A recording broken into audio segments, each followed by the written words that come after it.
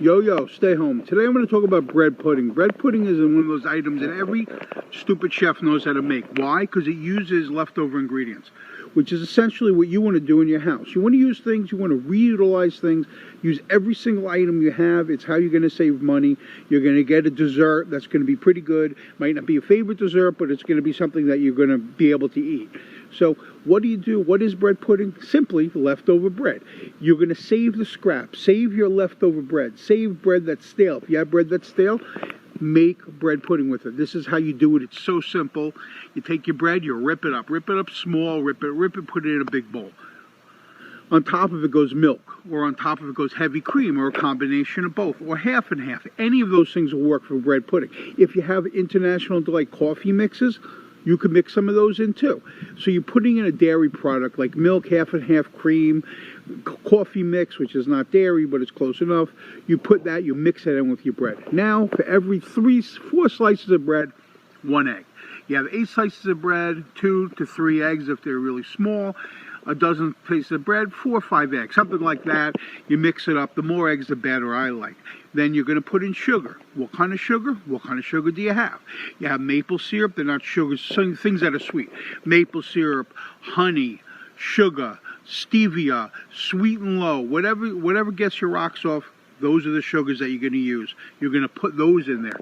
Now you're going to flavor your bread pudding. What do you have laying around? You have those little mini Kit Kat bars from Halloween. You have those. Break them up, throw them in there. Me personally wouldn't have any of those because I would have eaten those by November 2nd. But you know what I mean. You have that leftover candy, break it up. You have that crappy Stouffer's candy from Easter, break it up, throw it in there. Maybe you want to have like a citrus profile. You have little tangerine packages from the Del Monte thing. The kid decided he doesn't like tangerine because he's a prima donna. You break that up, you throw that in your bread pudding. You zest some orange into a bread pudding. You have a little bourbon left on the bottom, you throw some bourbon in. It'll take any flavoring. Fool around. Any kind of chocolate product, any kind of orange, any kind of citrus. Then, okay, so it's all mixed up and it looks like a mushy mess. It looks something like you were making croutons, for example. Like you're making any kind of, not croutons, stuffing. It's all messed up. You push it into a pan. You bake it in the oven for about 20 minutes. 20 minutes, you're done. You pull it out. It's a little hard. Now, some people don't like it very hard. Some people like it medium. I kind of like it a little softer. Just add a little more liquid. If you like it a little harder, a little less liquid. You let it cool for a couple minutes. You cut it in a square, and shazam, you have a beautiful dessert that costs you nothing because you essentially would have thrown the stuff in the garbage. There you go. Bread pudding. Simple as that. Take it from me. It's a great way to take a little stuff in your refrigerator that would go in the garbage and make a dessert. Put some scoop ice cream on top of it. You're done. There it is. Okay, I wanted to talk very briefly about going to a museum a number of years ago with Pam. In Albany, there is a New York State Museum. It's a great museum if you've never been there. What they have in this museum is 9/11 permanent display of fire trucks that you'll recognize right from the news and other articles, all directly off the TV, things that you are iconic to the 9/11.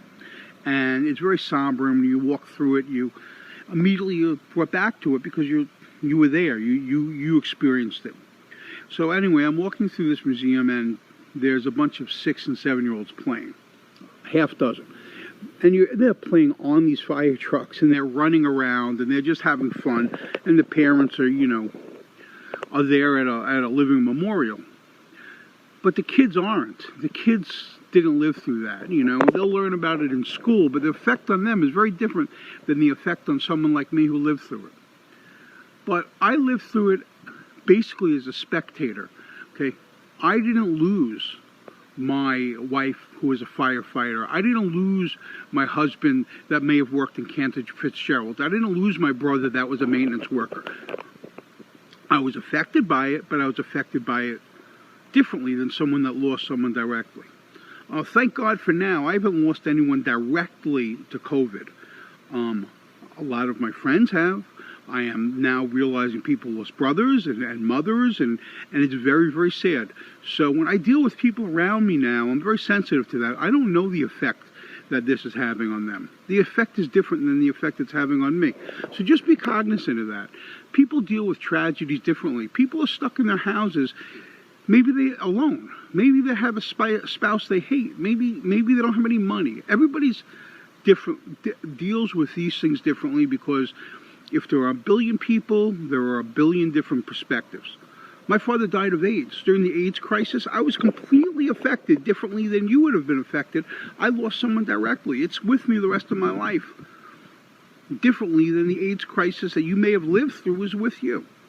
So be cognizant, be nice to each other, understand everyone deals with tragedy differently, everyone's dealing with COVID differently, and one day,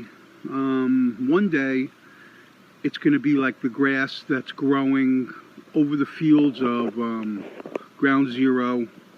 It goes into our past, it becomes a memory, like this will become a memory, and you carry it with you the rest of your life. No one's going to forget this, but it'll affect you differently. So anyway, be kind to each other today. Make some bread pudding.